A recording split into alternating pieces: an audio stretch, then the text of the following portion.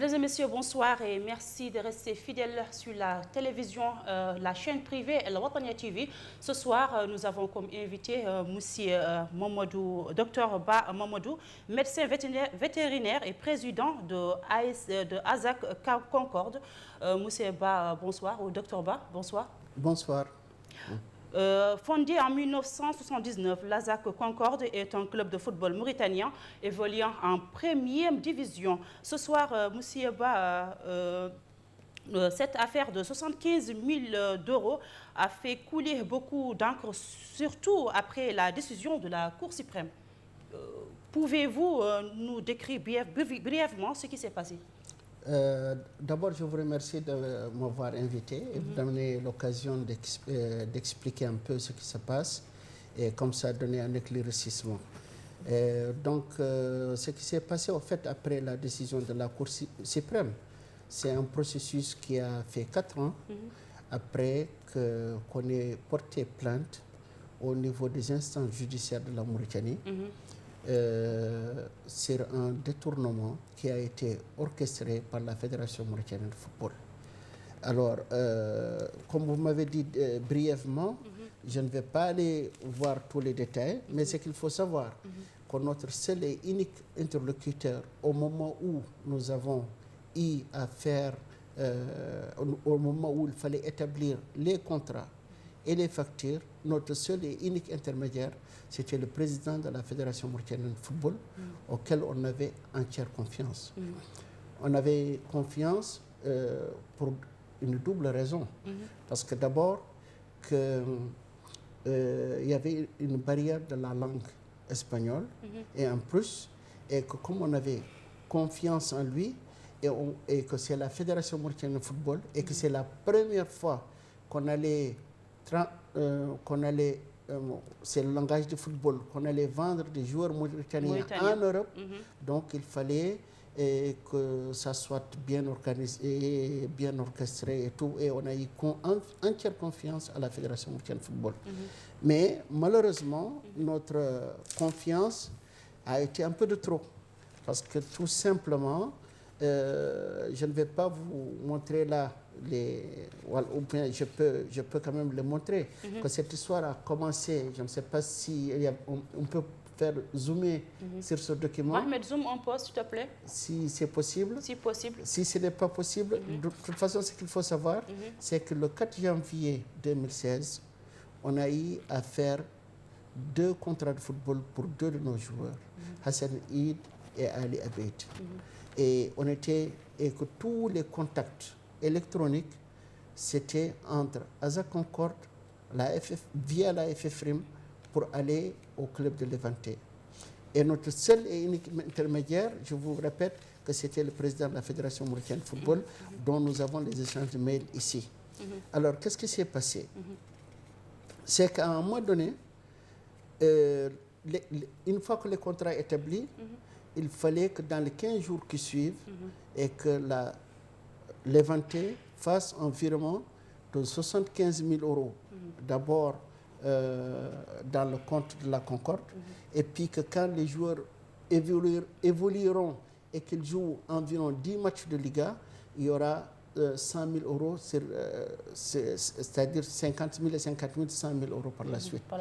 Mais ce qui nous a gêné un tout petit peu, c'est que les termes du contrat semblaient ne pas être respectés. Et on a contacté le président de la Fédération mauritanienne, qui devenait de plus en plus rare à nos yeux, pour lui demander ce qui se passe. Mais on n'a pas bousculé le président lui-même. On ne bouscule pas les choses. Et puis, il nous disait que peut-être qu'on avait un problème de compte, ou on n'avait pas de problème de compte, parce qu'à la même période, on a eu à faire un transfert d'un joueur au Oman, un joueur qui s'appelle El Moustapha Diaw, qu'on salue au passage, et qui a été en Oman et qui a eu des virements dans le compte de ASAC Concorde. Et là, je ne sais pas ce qui s'est passé réellement. On ne savait pas à l'instant T où on parlait. On ne savait pas ce qui s'est passé. Mais ce qui a commencé à un peu attirer notre attention, c'est que la Fédération a commencé à nous envoyer une circulaire aux mêmes dates où on a envoyé les factures de la Concorde. Une circulaire qui nous dit que votre mandat, et les clubs dont les mandats sont arrivés à terme doivent impérativement tenir une assemblée générale sous la supervision de la FFM. Mais on ne comprenait pas parce que c'est comme si la fédération était le ministère de l'Intérieur qui vous dit voilà, et même le ministère de l'Intérieur ne le fera pas, voilà, vous devez tenir votre assemblée générale. On a dit nous, il n'y a aucun problème, on la tiendra à la fin de la saison sportive. Parce que nous sommes au mois de janvier déjà, la saison a commencé en septembre. Il n'y a aucun problème, nous la tiendrons à la fin de la saison sportive. Mais drôle de coïncidence, cette circulaire est sortie le 19 janvier et en réalité, donc on va anticiper un peu, il y a des factures sans la vraie en-tête de la Concorde, sans le vrai cachet de la Concorde et sans ma signature, ont été envoyées par le biais de la fédération le 20 janvier. Par le biais de la fédération. Par le biais de la fédération le 20 janvier à l'Eventé. Donc les factures que nous avons établies ne sont jamais arrivées à l'Eventé. Au fait, dans ces factures qui ont été envoyées par la fédération, il y avait le compte de la fédération, mais le nom de ASAC Concorde. C'est pour cela que le club de l'Eventé a cherché d'ailleurs par 2 reprises à virer dans le compte de ASAC Concorde, mais sans succès.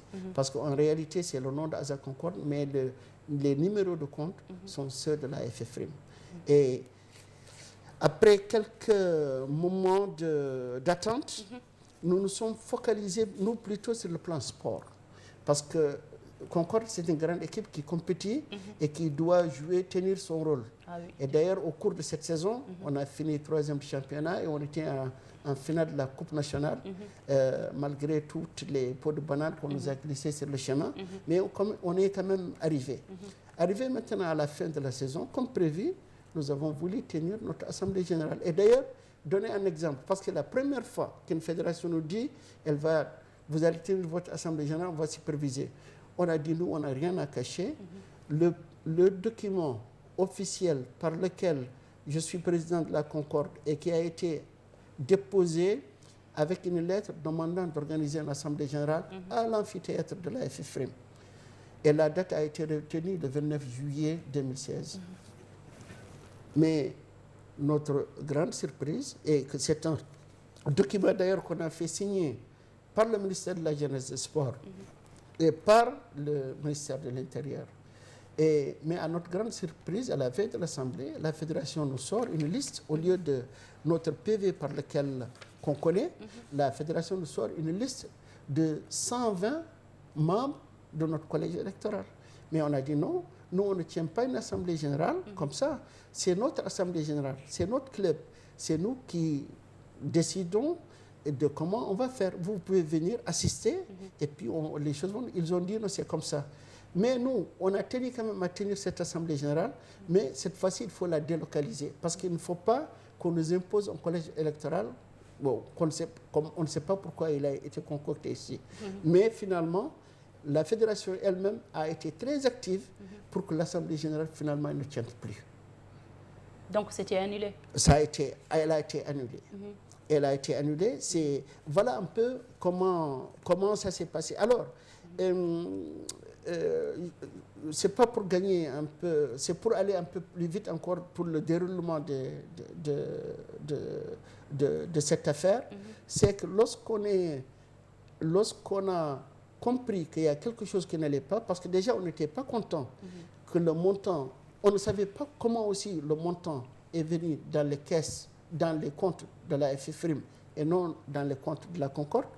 On a commencé à se poser des questions, mais on est resté calme et il y a des journalistes qui ont commencé à sortir cette histoire et puis le président de la fédération a fait une déclaration et qui nous a fait la puce à l'oreille. C'était une déclaration énorme qui est sortie sur tous les médias, au niveau de tous les médias, pour dire qu'il a fait correctement et que tout s'est bien passé et que d'ailleurs, le fait que l'argent vienne dans les comptes de la FFRIM, c'est tout à fait normal parce que c'est la FIFA qui le disait. Ce qui est complètement faux. Ce qui est complètement faux. Parce que d'abord, que nous, à la même période, on a fait un transfert d'El Moustapha Diaw au Oman et c'est venu dans notre compte. Et deuxièmement, c'est complètement faux Parce que tout simplement, la FIFA interdit qu'il y ait le passage de fonds de transfert vers les comptes d'une fédération. Je ne sais pas si vous connaissez un peu, un joueur de Barcelone doit aller à Real Madrid et on dit que l'argent que paye Real Madrid à Barcelone va aller dans les caisses de la Fédération espagnole de football. Mais c'est jamais vu. Voilà un peu le déroulé de Après avoir découvert les fonds ont été détournés, quelle a été votre réaction? Et notre première réaction, en fait, c'était de tout résoudre à l'amiable. Il y a les membres fondateurs de la Concorde. Le plus actif d'entre eux qui a toujours été président, c'est M. Si Abdoulaye Pekos. On se réunissait chez lui et on cherchait par tous les moyens de résoudre le problème à l'amiable et qu'il n'y ait pas de bruit. Parce que c'est un grand club, il y a des responsables. Il ne faut surtout pas qu'on pense que c'est à cause de 75 000 € qu'il y a un problème au niveau de la Concorde. Et la Concorde peut se passer de 75 000 €. Au fait, si d'ailleurs on a maintenu notre plainte au niveau de la justice, ce n'est pas la question des 75 000 € proprement dit, mais qu'il ne faut pas qu'on ait des instances du football au niveau de notre pays qui se permettent de détourner l'argent des transferts de clubs et en plus et de tout faire pour éliminer les dirigeants des clubs et mettre des présidents à leur solde. Et là, on risque d'avoir un vrai problème au niveau des institutions du football. Donc nous, on a priorisé la négociation. Et une fois qu'on a su que les montants étaient là au niveau de la fédération, qu'est-ce qu'on a fait? La première chose qu'on a faite, c'est écrire au président de la fédération par le bureau exécutif composé de 9 membres avec son président d'honneur, écrire au président de la fédération et faire signer. On a fait signer 6 membres du comité exécutif sur 9, plus le président d'honneur, pour demander à la fédération de remettre cet argent dans le compte de la Concorde. Alors, 6 membres sur 9, on est tous d'accord que c'est la majorité. Mais la réponse de la fédération, c'était encore « tenez votre assemblée générale, sinon je ne vous donne pas cet argent ». On avait voulu organiser l'assemblée générale, je vous ai dit ce qui s'est passé. Mais on a continué, on a continué les négociations jusqu'au mois d'août, jusqu'au 16 août.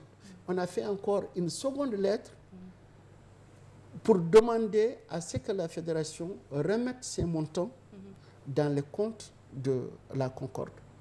C'est une fois maintenant qu'il n'y a plus d'ici, c'est là où on s'est tourné vers la justice. On ne voulait pas aller à la justice. Et on ne voulait pas contacter directement le club de Levante. Parce qu'on voulait que les choses se passent bien dans notre milieu de sport, de façon propre. Mais quand les négociations ont complètement échoué, on était obligé de nous tourner directement à la justice pour porter cette affaire au niveau de la justice. Et nous en avons le droit. Et c'est bien précisé dans tous les textes concernant ce genre de situation. C'est une association nationale qui pille une autre association nationale. Au fait, la Fédération mauricienne de football a le même statut que la Concorde. Voilà un peu ce qu'on a fait, c'est qu'on a priorisé. Et c'est seulement après ça, après toute cette négociation que vous vous êtes tourné vers la justice? Oui, c'est après toutes ces négociations qu'on s'est tourné vers la justice. La justice, voilà ce qu'elle a fait. D'ailleurs, et moi, en tout cas, je vais vous dire qu'on nous a même menacé qu'on allait perdre au niveau de la justice. On nous a menacé même qu'on va le faire disparaître et qu'il n'y aura rien. Mais on a crié à notre justice. Et il y a eu justice. Et au niveau de la justice, au niveau de la justice, il y a eu justice. Moi, Dr Ba, là où je suis assis aujourd'hui, je suis convaincu qu'il y a une justice en Mauritanie. Dans ce cas, si la justice n'avait pas fait attention à l'ensemble des manœuvres faites par la Fédération mauricienne de football, on ne nous aurait jamais donné raison. La justice a fait son travail. Alors, elle a commencé par faire une chose simple. Dès le mois d'octobre 2016, quand on a porté, dès le mois, après le août, septembre, octobre, c'est au mois d'octobre qu'on est allé porter cette affaire à la justice. La justice, c'est qu'elle a dit, il y a un montant qui est le différent. Ce qu'on va faire, c'est ordonner le blocage de cet argent. en attendant de savoir où est la vérité. Après investigation de la justice, ils ont trouvé que l'ASA Concorde avait parfaitement raison, parce qu'on a les contrats, on a les factures, et que notre intermédiaire n'a pas passé nos factures, mais a passé d'autres factures. Parce que vous savez que Levante nous a envoyé tous les documents qui nous ont permis de savoir qu'il y a eu un montage par le canal de la FFRIM. Une fois que ça a été fait, la justice a bien regardé le dossier et a tenu compte de tout ce qui a été passé, nous a donné raison. Ça, c'était la première chambre civile. Et ils ont fait appel parce que la Fédération mauricienne de football a créé ce qu'on appelle un comité de normalisation. Peut-être que nous y viendrons après, je vous expliquerai. Ce comité de normalisation qui a été composé par 6 membres, pris de façon illégale, pris par la Fédération de façon illégale en disant qu'il y a une crise interne à la Concorde. Moi, je ne vois pas cette crise interne. Et ils nous disent, comme il y a une crise interne, ils vont nous mettre un comité de normalisation, mais ils vont choisir 6 membres de 9 de notre comité directeur. Sur les 6 membres de 9, 4 tout de suite ont rejeté le comité de normalisation. 4 sur 6 ont rejeté le comité de normalisation pour dire à la fédération ne pas s'immiscer dans le fonctionnement de notre association. En fait, et on l'a fait en acte notarié. Et la justice a pris en compte ce document et a rejeté automatiquement le comité de normalisation et nous a permis d'aller en avant. Et la Cour d'appel a rejeté leur premier appel à la première chambre. Et ils ont fait encore un appel et il y a eu la Cour d'appel elle-même qui nous a confirmé le 22 février 2018, nous a confirmé que la Concorde devait recevoir ces 75 000 euros. Et c'est de là encore qu'ils sont allés porter ça au niveau de la Cour suprême. Et la Cour suprême, après étude de dossier, a entériné l'affaire et nous a encore donné raison. Et écoutez, là, au niveau de la justice. Au niveau de la Cour suprême de la justice, oui. Mais là, je vais vous donner un petit détail. Le 14 juillet, la Cour suprême entérine la décision de la Cour d'appel que la FFRIM doit rembourser à la Concorde 75 000 euros. On est assis. Le 28 juillet, la fédération va concocter un papier de référé. Ce papier de référé, et ils ont annoncé dans leur site comme quoi que la Cour suprême est revenue sur sa décision. Qui ont annoncé sur leur site? La FFRIM. Qui a annoncé que la Cour suprême, par le document qu'ils ont sorti le 28 juillet, que la Cour suprême a supprimé la décision. Au fait, c'est un référé. Si eux-mêmes, ils avaient regardé le fond de ce document, jamais ils n'allaient parler comme ça. Au fait, la Cour suprême, le document qu'ils ont sorti le 28, c'est pour dire qu'on paie toujours à la Concorde, mais par le ministère des Finances. Parce qu'ils ont glissé le document pour faire passer la FFRIM comme une société d'État. Et si c'est une société d'État qui a détourné de l'argent, c'est le ministère des Finances qui rembourse. Donc, bonjour, le ministre des Finances, nouvellement venu, félicitations à vous, mais voilà ce qu'on nous dit, c'est que le ministère des Finances doit payer à la place de la FFRIM. Mais nous sommes conscients que la FFRIM n'est pas une société d'État, c'est une association qui a ses moyens et tout, et c'est à elle de payer. En fait, les gens, s'ils avaient regardé le fond de la décision du 28, n'allaient pas faire de déclaration. Et d'autant plus que la Cour suprême, le lendemain, nous a remis une attestation pour dire qu'il n'a jamais été question d'annuler ou de suspendre la décision qui a été faite. Pour rendre les choses claires. Comment était la procédure pour que la fédération ne vous légitime plus? Alors, la fédération, pour ne plus me légitimer, c'était pour eux, justement, c'était par passer par un comité de normalisation. Et que je vous ai dit qu'il a été rejeté sur 4 membres sur 6 qui ont rejeté ce comité de normalisation. Et le but de ce comité de normalisation, en fait, c'était juste pour pouvoir aller organiser une assemblée générale fictive, mettre des hommes à sa solde et pour faire disparaître les dirigeants légitimes de la Concorde. Et comme ça, ils pensaient qu'avec cette méthode, c'est-à-dire qu'on ne peut plus faire. Mais c'est sans compter que déjà en octobre, j'ai pu ester en justice en tant que président de Asa Concorde. Et que lorsqu'ils ont fait appel par le comité de normalisation, la justice elle-même a rejeté le comité de normalisation parce qu'il était illégal. Voilà. Et donc nous, par ce comité de normalisation, ils sont passés pour créer une assemblée générale fictive pour essayer de mettre en place une nouvelle équipe, soi-disant les nouveaux dirigeants de la Concorde. Voilà comment ils ont procédé. Il paraît que la fédération avait viré à la Concorde. Qu'en est-il vraiment? En réalité, c'est vraiment une bonne question. En réalité, la fédération n'a jamais viré le montant à la Concorde. Sinon, mais pourquoi la Cour suprême, pourquoi on va jusqu'au bout? Ce qui s'est passé, je ne sais pas s'il y avait une possibilité encore de zoomer là. Vous avez vu que c'est le comité de normalisation. Le comité de normalisation à la Concorde. Ahmed, si possible, oui. Si c'est possible de voir, voyez bien que le comité de normalisation de la Concorde, c'est lui, il y a le logo de la Concorde et le logo de la FFRIM. C'est ce comité de normalisation. Je vous ai dit qu'il est resté que 2 personnes.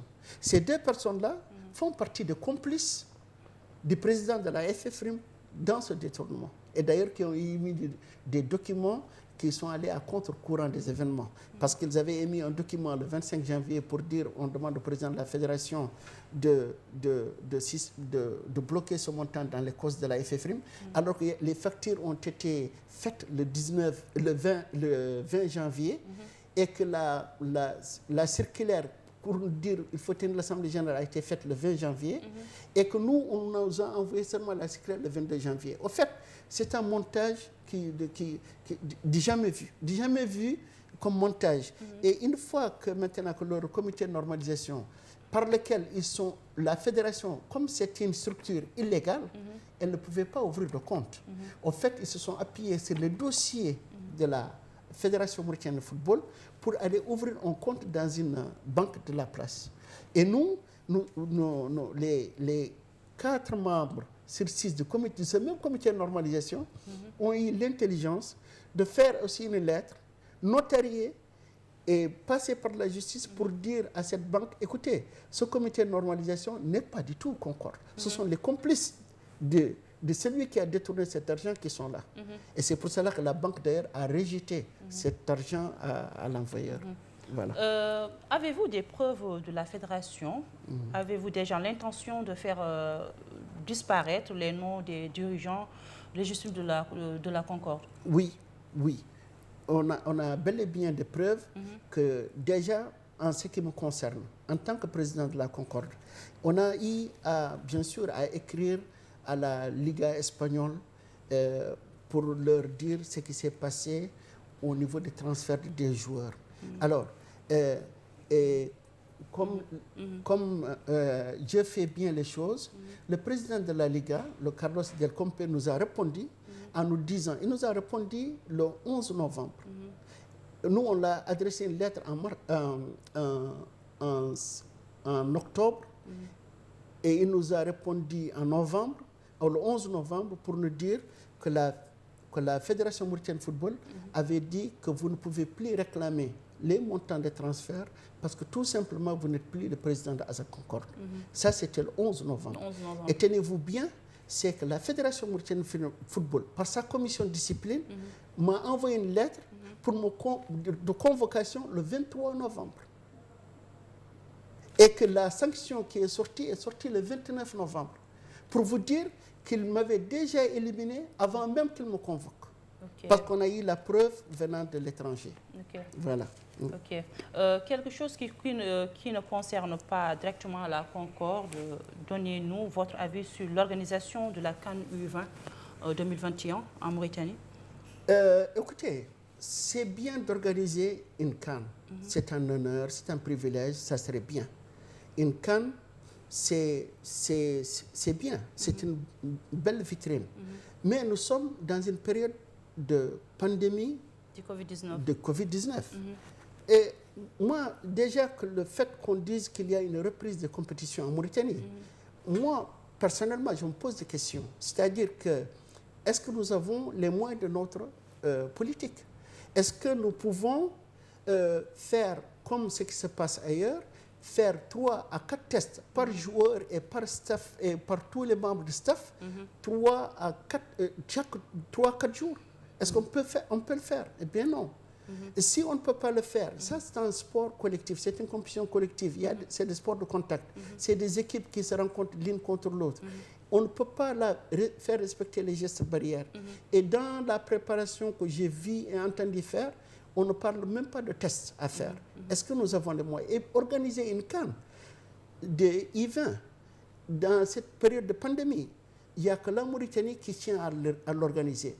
Pourquoi le président de la Fédération mauritanienne, peut-être qu'il faudrait lui poser la question, pourquoi il tient à ce qu'on organise cette CAN maintenant, ici en Mauritanie? Alors que même, par exemple, vous voyez le pays voisin, le Sénégal, ils avaient les Jeux olympiques de la jeunesse qui étaient prévus en 2022. Ils les ont reportés en 2025. Le Cameroun qui devait organiser la CAN en janvier 2021 l'a reporté. Mais si tout le monde reporte, c'est pour éviter cette pandémie de Covid-19. Mais bon sang, mais comment se fait? On dit qu'on va organiser une CAN alors qu'on n'a pas les moyens nécessaires sur le plan sanitaire. Moi, en tant que scientifique, je ne vois pas encore maîtriser la situation sanitaire à dire qu'on va organiser une CAN.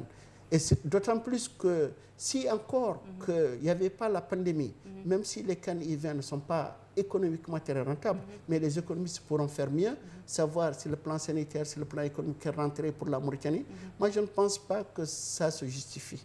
Quel est le dernier message que vous vous adressez aux acteurs football mauritaniens? Alors moi, le message que j'ai à adresser aux acteurs de football mauritaniens, que cette affaire de la Concorde devait constituer une leçon pour tout le monde. C'est-à-dire que tous les acteurs de football mauritanien doivent demander, et de façon, et moi en premier, on doit demander systématiquement la démission du président de la Fédération mauritanienne de football. La justice l'a confirmé. La Cour suprême. Alors, il y a des gens, je crois, qui sont passés dans quelques plateaux de télé qui disent qu'on a pu... Regardez, et c'est même pas respectueux des institutions nationales, qui disent qu'on a pu tromper la vigilance des juridictions mauritaniennes. C'est une affaire traitée pendant 4 ans, avec des preuves, et qui est sortie, la Cour suprême a condamné la FFRIM pour un détournement.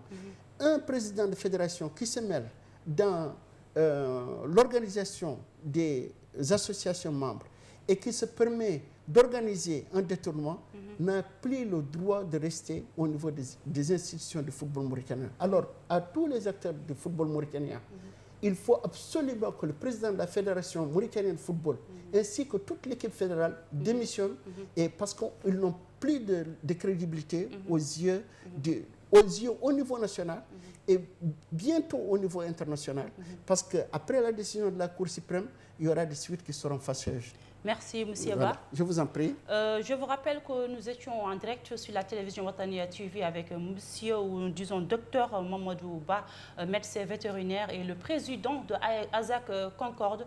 Nous vous remercions. Bonne fête de soirée à tous et à tous. Merci beaucoup. Merci à vous. Merci, M. Ba. Merci beaucoup. Merci.